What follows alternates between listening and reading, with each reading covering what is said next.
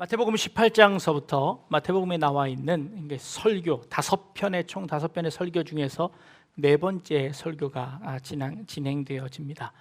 특별히 네 번째 설교는 기독교인들의 윤리에 관한 것들을 언급하고 있습니다. 특별히 오늘 우리가 보게 될 덕목은 겸손이라는 그런 덕목입니다. 제자들이 예수님에게 이렇게 묻습니다.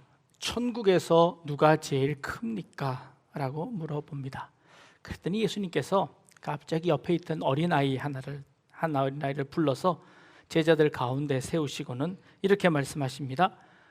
이런 어린아이들과 같이 되지 아니하면 결단코 천국에 들어갈 수 없다라고 말씀하십니다. 어찌해서 어린 아이와 같지 않으면 천국에 들어갈 수 없다라고 말씀하실까요? 어린 아이의 어떤 모습을 보신 걸까요?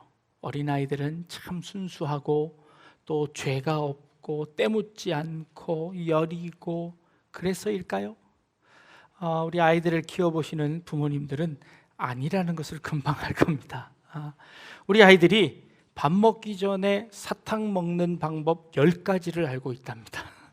엄마들은 밥 먹기 전에 사탕 먹지 말고 밥 먹은 다음에 사탕을 준다고 하지만 아이는 때를 써서 자기 욕심을 채우려는 10가지 방법을 알고 있다는 겁니다. 지난해에 인천 초등학생 살인 사건이 있었습니다. 그리고 또 여중생 폭행 사건도 있었고 청소년들의 강력 범죄가 날이 갈수록 늘어나고 있습니다.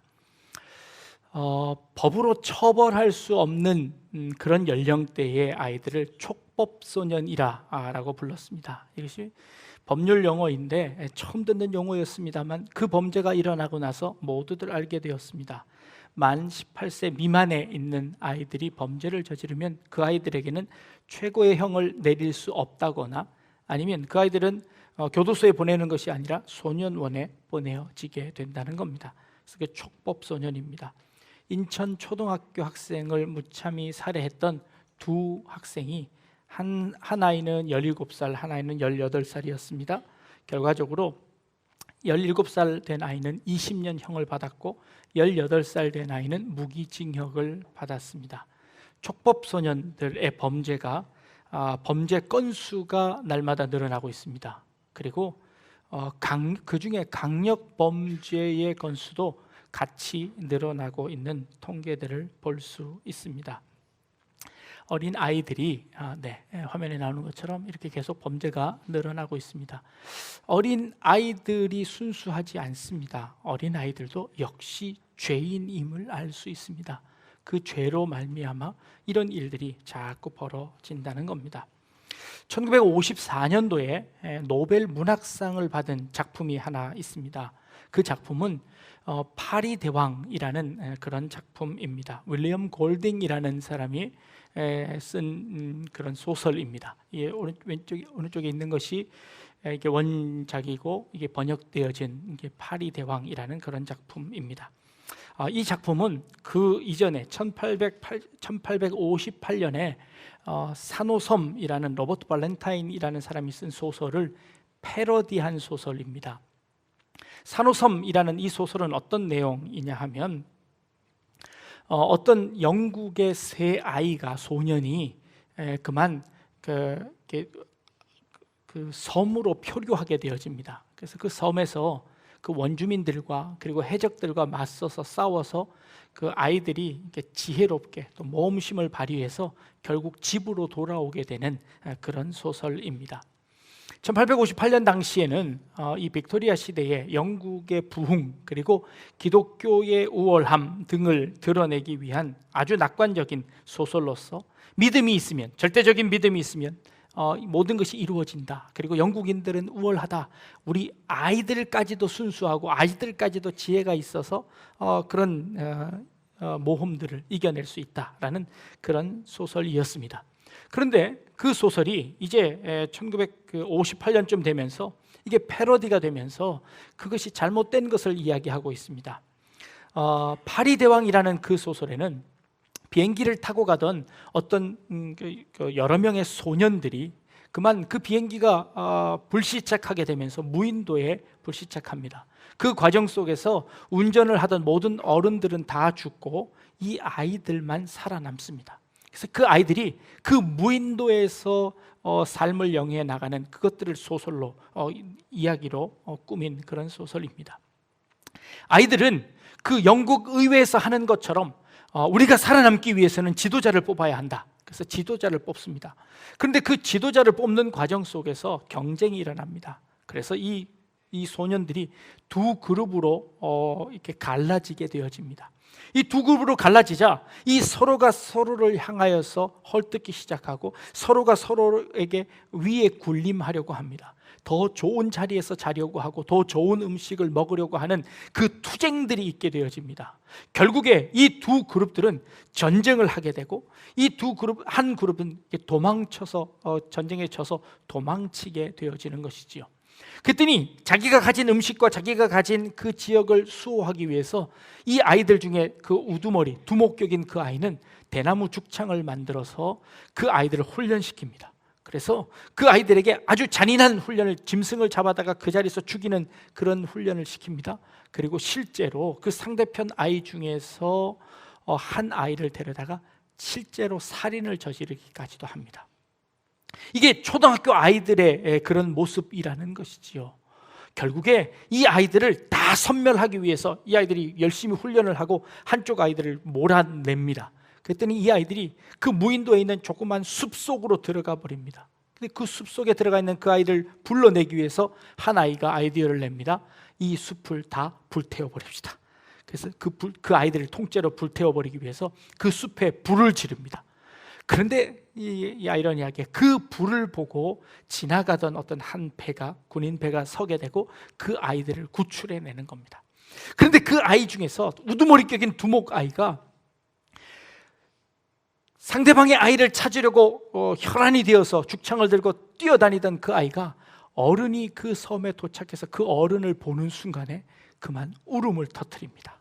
그리고는 다시 어린 아이로 돌아가는 그런 모습으로 소설은 끝이 난다는 겁니다. 어린아이의 그 모습 속에, 정말 어른들 앞에서는 천진난만한 그런 모습이었던 그 어린아이의 모습 속에도 그 속마음 속에서는 그런 죄악들이, 그런 살인들이, 그런 무시무시한 것들이 그 속에 감추어져 있다라는 것을 보여주는 겁니다. 그런데 재밌는 것은 그 제목입니다. 파리대왕이라는 제목입니다. 파리대왕이라는 이 뜻을 헬라어로 하면 이게 무슨 뜻이냐면 바알세불이라는 뜻입니다.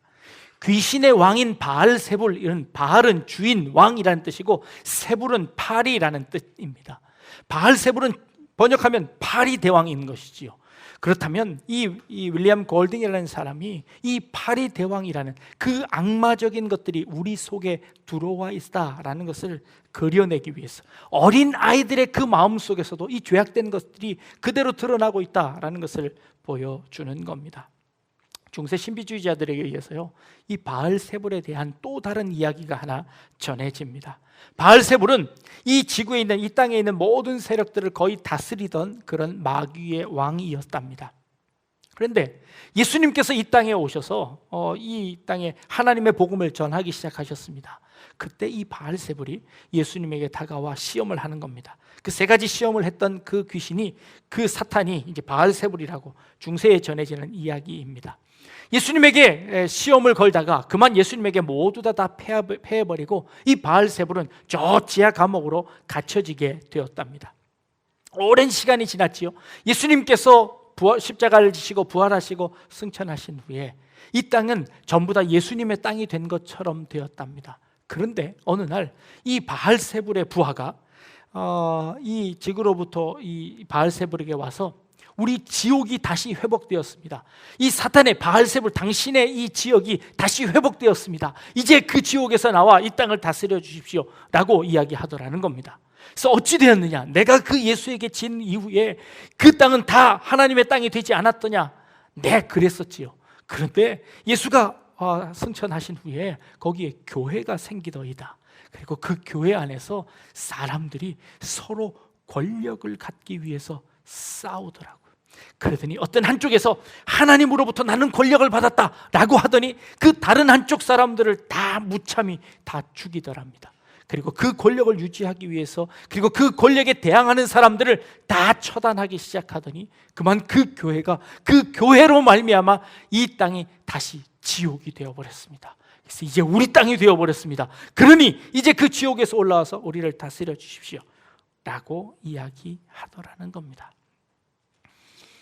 이 땅이 지옥이 되어지는 것은 그 발단이 무엇입니까? 내가 제일 최고라는 것입니다. 내가 제일 잘났다는 것이죠. 내가 권력을 가지고 내가 힘을 가졌다는, 교회 안에서 내가 힘을 가졌다라고 생각하는 그 순간 교회는 교회가 아니라 그 사단의 집단으로 전락할 수밖에 없다는 것을 말하고 있습니다. 지금 예수님께서 2번의 십자가 사건을 말씀하셨습니다. 그리고 그 십자가를 예수님이 지셔야 될 것을 예언하셨습니다. 그런데 그 2번의 예언이 끝난 이후에 이 제자들이 예수님에게 와서 이렇게 묻습니다. 천국에서 누가 제일 큽니까? 누가 천국에서 큰 자입니까? 라고 물어보고 있다는 것이지요. 천국에서 큰 자는 너희를 섬기는 자이다. 이 어린아이와 같은 자가 천국에서 큰 자라고 말씀하고 계십니다. 어린아이가 왜 천국에서 큰 자일까요? 어린아이와 같지 않으면 왜 천국에 들어갈 수 없다고 할까요? 어린아이는 죄를 짓는 사람입니다. 어린아이도 마찬가지로 우리 똑같은 인간입니다. 그렇다면 어린아이의 어떤 부분을 놓고 이야기한 것일까요? 중세시대에 이런 회의가 있었습니다. 여자에게 영혼이 있느냐 없느냐라는 토론이 있었습니다. 어떤 신학자가 아무리 생각해도 여자에게는 영혼이 없는 것 같습니다. 그러자 어떤 한 신학자가 그래도 영혼이 없다 그러기는 조금 그런데 우리 한번 투표를 한번 해봅시다. 그래서 중세에 실제로 투표가 있었습니다. 무기명으로 투표했는데요, 여자의 영혼이 있다는 쪽이 많았습니다. 몇 표 많았을까요? 1표 많아서 여자에게 영혼이 있는 것으로 결정되었다고 합니다. 이 중세시대의 그런 가치관이었습니다. 여자에게도 그런 정도의 하대가 있었는데 아이에게는 어땠을까요? 그래도요, 언어를 사용할 때 남성형과 여성형이 있습니다. 그런데 이 어린 아이는요, 중성을 씁니다. 이 아이에게는 아직 성이 부여되지 않았습니다. 중성은 물건을 의미합니다. 그래서 이 물건은 부모의 마음대로 할 수 있는 것으로 여겨졌습니다. 부모의 소유로 여겨졌습니다. 그래서 심지어는 어떤 일도 있었나요? 아이들을 희생 제사물로, 제물로 드리는 일들도 있었습니다.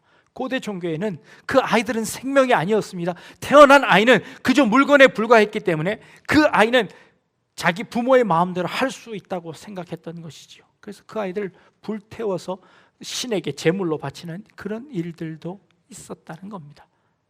예수님께서 이 아이를 내세운 것은 무엇 때문일까요? 이렇게 힘없고 자기 힘으로 아무것도 할 수 없는 자라는 것을 의미하는 것입니다. 이런 자가 아니면 결단코 천국에 들어갈 수 없다고 말씀하시는 겁니다. 천국은 어떤 사람이 들어가나요? 나는 지혜가 있어서 천국에 들어갑니다. 나는 힘이 있고 능력이 있고 권력이 있어서 천국에 들어갑니다. 아니요, 우리는 다 알고 있습니다. 구원을 얻는 것은, 천국에 들어가는 것은 무조건적인 하나님의 은혜가 아니면 안 된다는 것이지요. 그 하나님의 은혜를 누릴 수 있는 사람은 어떤 사람인가요? 자기의 힘을 부인하는 사람입니다. 자기의 능력을 부인하는 사람입니다. 나는 할 수 없다고 고백하는 사람들입니다. 그런 사람들이 오히려 천국 백성이 되어질 수 있고, 그런 사람들이 오히려 그런 사람들 위해 하나님의 은혜가 더 많이 임하게 되어진다는 것을 말하고 있습니다. 하나님, 나는 이제 할 수 없으니 안 도와주셔도 됩니다. 괜찮습니다. 저 혼자 한번 해보겠습니다.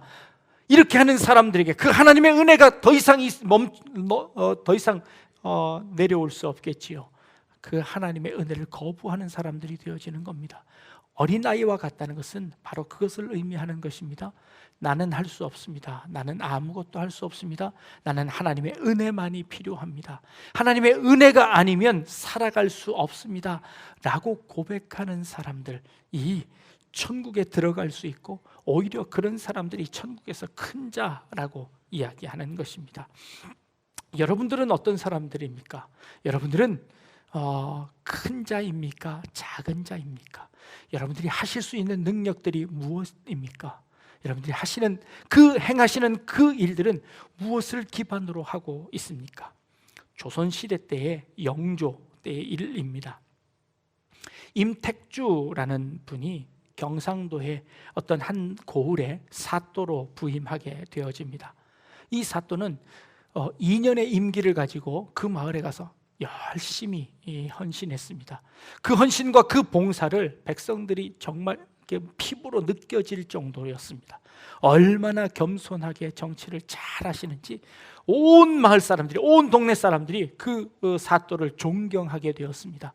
임기를 마치고 2년이 지난 후에 이제 다른 곳으로 떠나게 되어지지요.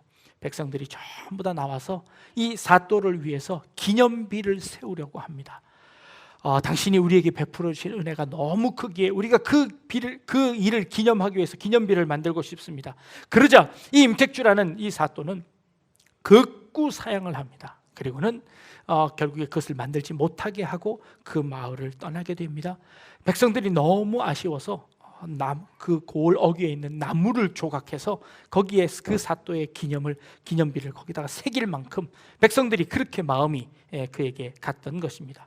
그런데요, 한참 세월이 지난 후에 그가 모함을 받아서 사람들로부터 이렇게 시기와 질투를 받아서 그만 사형에 처하는 죄를 짓고 말았습니다. 근데 왜 사형에 처했냐고 그 내용을 살펴보니까 이 엄택주라는 사람은 원래 노비였답니다. 그래서 그 노비가 아주 머리가 좋아서 그 주인의 그 자녀들의 공부하는 그 책들을 보면서 그 어깨 너머로 해서 그 책을 다 공부해서 배운 겁니다. 안 겁니다. 그래서 그 주인도 그 노비를 굉장히 이쁘게 여겼답니다. 그런데 어느 날 그 주인집이 완전히 망해서 모든 것을 다 잃게 되었답니다. 근데 그 주인집에 있던 어떤 한 그 주인 부인이 자기가 살던 원래 본가의 집에서 가지고 왔던 그 족보 하나를 그 노비에게 주면서 너도 여기 있지 말고 저 먼 다른 동네로 가서 이 족보를 이용해서 과거 시험을 봐라 하고 그 족보를 그에게 손에 쥐어줘서 이 임택주라는 사람이 도망을 쳤답니다. 원래 이름은 그 이름이 아니었고요, 나중에 이름을 바꾸고 그 양반 흉내를 내며 거기서 공부를 열심히 해서 시험을 보았는데 그만 과거에 급제를 한 겁니다. 그래서 그 과거에 급제해서 그 마을로 가서 사또로 이제 직을 임한 것이죠. 그가 생각했습니다. 자기가 노비였을 때 그 억울하게 당했던 것, 자기가 일반 백성이었을 때 그렇게 치욕을 받던 그 모든 것들을 생각하며 그 마음으로 정치를 하기 시작했습니다. 그 마음으로 백성을 돌보기 시작했습니다. 그러니 백성들로부터 칭송을 받지 않을 수가 있겠습니까? 그 마음을 잊을 수가 없었습니다. 자기의 원래 본분이 무엇이었다는 것을 잊을 수가 없었습니다. 그래서 그 본분대로 그는 열심히 일했더니 백성들로부터 그렇게 칭송을 받았던 것이지요. 이에 시기하던 많은 사람들이 그의 뒷조사를 하다가 그만 이 사람이 원래 노비였다는 것이 밝혀지고 말았습니다. 그래서 이 임택주는 임금 앞에 끌려가게 되었지요. 그런데 이를 조사하던 영조가 그의 행한 일들을 살펴보니까 너무너무 일을 잘했던 겁니다. 그래서 오히려 이 사람에게 상을 주고 진급을 시켜주고 싶은 마음이 있었습니다. 그런데 그 양반들이, 그 조정 대신들의 막 빗발치는 상소로 인하여서 그렇게 할 수 없고 사형은 면하고 그를 원래의 신분으로 복귀시켜서 그를 내쫓는 것으로 그렇게 일이 마무리되었다고 합니다. 원래 자기의 출신이 종이었다는 것을 그는 뼈저리게 알고 있었기에 그는 헛되이 삶을 살 수 없었습니다. 남들처럼 교만해질 수 없었습니다. 남들처럼 잘난 체 할 수 없었습니다. 그래서 그는 겸손하게 그 일을 감당했던 것이지요. 우리들도 마찬가지입니다. 우리가 겸손할 수 있는 이유는 무엇입니까? 우리는 원래 죄인이었고 죽을 수밖에 없는 자였다라는 것을 깨닫는 사람, 그것을 확실히 인식하는 사람은 결단코 교만해질 수 없습니다. 내가 하고 있는 이 일이 내 능력으로 되었다고 자랑하고 싶은 사람들, 그것이 내 힘이 아니라 하나님이 주시는 은혜였다는 것을 깨닫는 사람은 자랑할 수 없습니다. 교만해질 수 없습니다. 남들에게 드러낼 수 없습니다. 남들 앞에서 고개를 들 수 없습니다. 이것은 모두 다 하나님의 은혜입니다 라는 것을 고백하는 것이지요. 그렇게 고백할 수 있는 사람이 참된 겸손을 행할 수 있는 사람이라는 것이지요. 그리고 겸손하지 않는 사람은 그것이 모두 다 자기로부터 온 것이라 생각하는 사람이고, 그것은 하나님의 은혜를 저버리는 사람들이고, 그것은 하나님께서 베푸신 그 은혜들을 저버리는 사람일 수밖에 없다는 것이지요. 여러분들은 어떤 사람입니까? 하나님의 그 은혜를 여러분들 정말 인정하십니까? 그리고 그것을 고백하십니까? 오늘 맥주감사주일입니다. 맥주감사주일이 뭔가요? 하나님께서 베푸신 은혜를 감사하는 겁니다. 감사란 뭘까요? 감사의 정의는 뭘까요? 베푸신 것에 대한 감사한 느낌을 우리가 갖는 느낌인가요? 아니요. 감사는요, 받은 것을 받았다고 말하는 것이 감사입니다. 이것이 내 힘으로 된 것이 아니라 다른 사람의 힘에 의해서 내가 그것을 거저 받았음을 인정하는 것이 감사입니다. 감사라는 것은 대단한 영성이거나, 감사라는 것은 대단한 헌신이거나, 감사는 대단한 일이 아니라 그저 우리가 받은 것을 받았다고 이야기하는 것일 뿐입니다. 겸손이라는 것 무엇입니까? 내가 가지고 있는 것이 내 것이 아닙니다 라는 것을 인정하는 사람입니다. 솔직한 사람입니다. 거짓 행하지 않는 사람입니다. 그런 사람이 겸손한 사람이고, 그런 사람이 감사하는 사람입니다. 어린아이들, 그 자기의 힘으로 아무것도 할 수 없어서 부모님이 해주지 않으면 안 되는 그런 어린아이입니다. 그래서 그 아이를 놓고 이런 자가 아니면 천국에 들어갈 수 없다라고 말씀하시는 것이지요. 겸손의 가장 첫 번째 배경은 내가 죄인임을 인정하는 것, 내가 행한 것이 아무것도 없음을 인정하는 것, 모든 것이 하나님의 은혜임을 인정하는 사람은 겸손할 수 있습니다. 그리고 그런 사람만이 참된 겸손을 이해하고 아는 사람이라는 것이지요. 이것이 첫 번째 겸손입니다. 두 번째는요, 주님께서 마태복음 11장 28절에 수고하고 무거운 짐진 자들아 다 내게로 오라, 내가 너희를 쉬게 하리라. 나는 마음이 온유하고 겸손하니 나의 멍에를 메고 내게 배우라. 그리하면 너희 마음이 쉼을 얻으리니 라는 말씀이 있습니다. 여기에 겸손이 나오는데 예수님의 겸손입니다. 예수님의 겸손은 어떤 겸손일까요? 우리 인간의 겸손은 죄인임을 아는 것이 겸손의 첫 번째라고 말씀드렸습니다. 예수님은 어떻게 해서 겸손하실 수 있을까요? 예수님은 죄인이 아니십니다. 예수님은 하나님의 아들이십니다. 그럼에도 불구하고 예수님은 겸손하시답니다. 예수님은 어떻게 겸손하실 수 있을까요? 바로 나의 멍에를 메고 내게 배우라는 말씀 속에 해답이 있습니다. 예수님은 이 땅에 사명을 가지고 오셨습니다. 그 사명을 이루기 위해서 겸손하셔야만 했습니다. 그 겸손인 것이지요. 복음서에 보면요, 두 번의 대야가 나옵니다. 두 번의 이 대야가 이게 표준말인지 모르겠습니다. 세숫대야라고 할 때 그 대야, 성경에 대야가 두 번 나오는데요, 첫 번째 대야는 어떤 대야냐면요, 이 빌라도가 재판을 하다가 재판에 예수님을 재판하다가 세숫대야에 물을 떠오너라, 나는 여기다 손을 씻겠노라 할 때 첫 번째 대야가 등장하고요. 두 번째 대야는 예수님의 대야입니다. 예수님께서 대야에 물을 떠오너라, 내가 제자들의 발을 씻기겠노라 하시는 두 번째 대야입니다. 이 두 종류의 대야인데 첫 번째 종류의 대야는 뭡니까? 내 책임을 회피하는 대야입니다. 때로 우리 인간들이 우리에게 주시는 이 겸손이라는 것을 치장해서 우리의 책임을 회피하려고 하는 겸손이 있습니다. 제가 뭔데 제가 그걸 합니까? 제가 뭔데 그걸 합니까? 저는 못합니다. 저는 안 해도 괜찮습니다. 이 겸손을 가장한 회피입니다. 예수님은요, 세숫대야에 물을 떠오라고 하시고 제자들의 발을 씻겨 주십니다. 예수님은 안 하셔도 되는데 그것을 책임으로 알고 그 제자들의 발을 씻겨 주시는 겁니다. 제자들은 어떻게 했나요? 서로 누군가 나를 씻겨줘야 된다고 생각했습니다. 나는 그것을 충분히 받을 만한 사람이라고 생각했습니다. 나는 수제자인데, 나는 두 번째 제자인데, 세 번째 사람이 해야지, 세 번째 사람은 네 번째 사람이 해야지, 네 번째 사람은 다섯 번째 사람이 해야지, 계속해서 회피하고 미뤘습니다. 나는 겸손해서 나는 안 합니다. 손을 씻습니다. 회피의 겸손입니다. 진정한 겸손은, 진정한 죄인임을 깨닫는 겸손은, 나는 할 수 없습니다라는 겸손은 오히려 예수님처럼 내가 이제 죄인으로서 그 일을 감당하겠습니다 라고 발을 씻는 그런 겸손이어야 한다는 것이지요. 이게 예수님께서 우리에게 보여주신 겸손의 참된 모습이라고 말씀하고 계십니다. 약대중앙교회에 속한 성도님들, 누가 큽니까? 교회 안에서 누가 잘난 사람입니까?